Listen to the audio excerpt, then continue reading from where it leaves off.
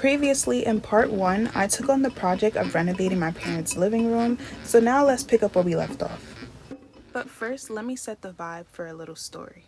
The older I got, the more I yearned for deep understanding, a true understanding of my ancestral traditions and culture, their foundational ways of life without all the extra noise. I was tired of accepting the stories I grew up hearing from those who colonized and programmed us into perceiving our roots in the worst way. But something in my spirit just knew there was more to our history, despite how different life was for me growing up as a first generation in America. Born in Harlem on March 6, 1999, I grew up in a time where Africans honestly didn't have the easiest time in society. We weren't accepted or celebrated the way that we are now.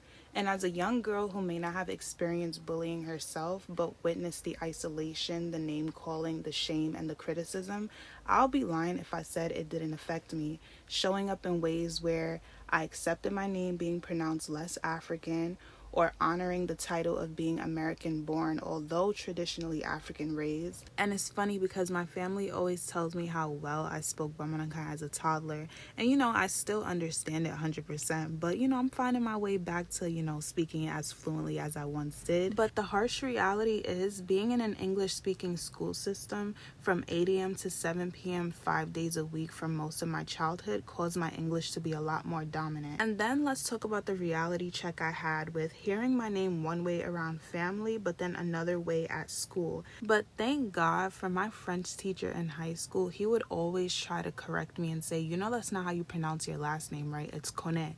And honestly, my ego gave a lot of pushback because it's like, why are you always stopping the class to tell me this? But I'm really grateful that he took the time out to tell me that, because deep down it made me feel seen, but also it highlighted my disconnect with my cultural identity, realizing that I wasn't only running from being a target, but also running from myself and those who walked before me. Those that I should be honoring by walking with my head held high, proud of my origin, a beautiful one at that. One filled with life and connection, both with the seen and unseen, those who confidently express their knowledge of their ancestors and from the divine, understanding the sacredness of spirit and of living life. So this mural was created from a very deep place in my soul, something I couldn't rush, but I had to consciously experience the creation of. I wanted it to feel as alive as I did creating it. This is also a daily reminder to my parents to keep going because their sacrifices were not in vain.